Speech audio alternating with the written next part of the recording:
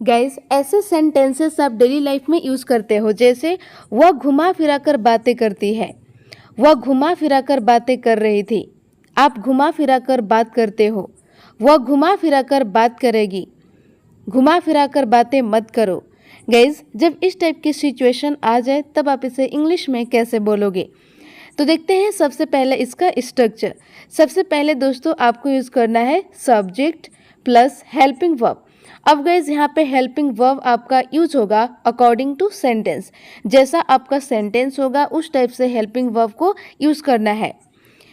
इसके बाद लगाना है beat around the bush. Guys, beat around the bush का मतलब होता है घुमा फिरा कर बातें करना। यहाँ पे गाइस बीट आपका चेंज होते रहेगा अकॉर्डिंग टू सेंटेंस। कभी बीटिंग हो जाएगा, कभी बीट्स हो जाएगा। इसको आपको चेंज करते रहना है अकॉर्डिंग टू सेंटेंस। तो समझते हैं एग्जाम्पल से। वह घुमा फिरा कर बात करती है। तो गाइस सबसे पहले आपको यूज़ करना है सब्जेक्ट। सब्जेक्ट है वह, इट मीन शी बात करती है। तो आपको देखना है कि ये सेंटेंस आपका है कैसा। ये सेंटेंस है दोस्तों प्रेजेंट इंडेफिनिट का, और प्रेजेंट इंडेफिनिट का पॉजिटिव का रूल होता है सब्जेक्ट प्लस वर्ब की फर्स्ट फॉर्म या वर्ब की fifth form and then object. ये होता है पॉजिटिव का स्ट्रक्चर। तो बीट का गाइस यहाँ पे हो जाएगा बीट्स, बाकी वही रहेगा अराउंड द बुश। तो आपका कंप्लीट सेंटेंस हो गया दोस्तों, she beats around the bush. It means वह घुमा फिरा कर बातें करती है। अगला एग्जाम्पल है वह घुमा फिरा कर बातें कर रही थी। तो सबसे पहले अकॉर्डिंग टू रूल यूज करना है सब्जेक्ट। सब्जेक्ट है वह, इट मीन्स शी। वह घुमा फिरा कर बातें कर रही थी। तो ये सेंटेंस है दोस्तों आपका पास्ट कंटिन्यूअस का, और पास्ट कंटिन्यूअस का रूल होता है सब्जेक्ट प्लस वॉज या वर प्लस वर्ब की fourth form and then object. तो यहाँ पे गई सब्जेक्ट आपका शी है और शी के साथ यूज किया जाता है वॉज। इसके बाद वर्ब में आपको लगाना होता है आईएनजी। तो बीट का यहाँ पे हो जाएगा बीटिंग अराउंड द बुश। तो आपका कंप्लीट सेंटेंस हो गया guys, she was beating around the bush. It means वह घुमा फिरा कर बातें कर रही थी। क्लियर? अगला एग्जाम्पल है आप घुमा फिरा कर बात करते हो। तो सबसे पहले यूज करना है सब्जेक्ट। सब्जेक्ट है आप, इट मीन्स यू। अब घुमा फिरा कर बात करते हो, ये सेंटेंस है प्रेजेंट इंडेफिनिट का। तो प्रेजेंट इंडेफिनिट का रूल हो जाता है सब्जेक्ट प्लस वर्ब की फर्स्ट फॉर्म या वर्ब की fifth form and then object. तो सब्जेक्ट आपका यू है और यू के साथ यूज किया जाता है वर्ब की फर्स्ट फॉर्म। तो यहाँ पे बीट का बीट ही रहेगा, तो आपका बनेगा बीट अराउंड द बुश। तो आपका कंप्लीट सेंटेंस हो जाएगा दोस्तों, you beat around the bush. It means आप घुमा फिरा कर बात करते हो। अगला एग्जाम्पल है वह घुमा फिरा कर बात करेगी। तो सबसे पहले गाइस आपको लगाना है सब्जेक्ट। सब्जेक्ट है वह, इट मीन्स शी।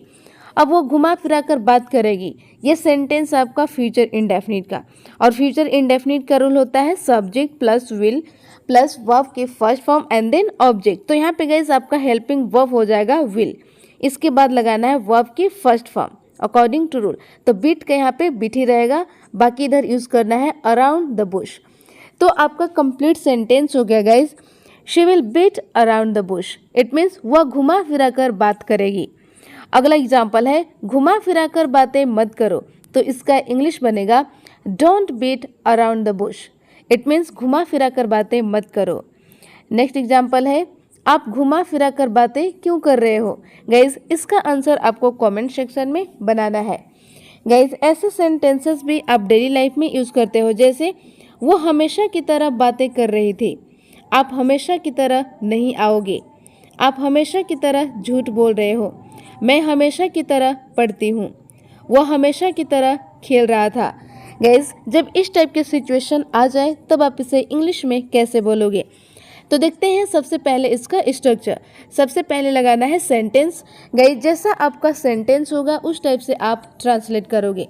इसके बाद लगाना है एज एवर। एज एवर का मतलब होता है गाइज हमेशा की तरह। ये हो गया आपका स्ट्रक्चर। समझते हैं एग्जाम्पल से। वह हमेशा की तरह बातें कर रही थी। तो गाइज सबसे पहले आपको यूज करना है सेंटेंस। सेंटेंस है वह बातें कर रही थी।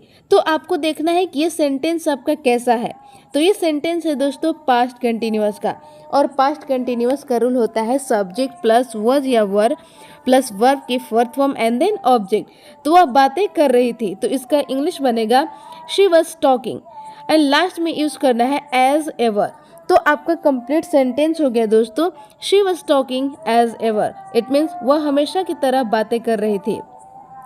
अगला एग्जाम्पल है, आप हमेशा की तरह नहीं आओगे। तो सबसे पहले यूज करना है आपको सेंटेंस। सेंटेंस है आप नहीं आओगे।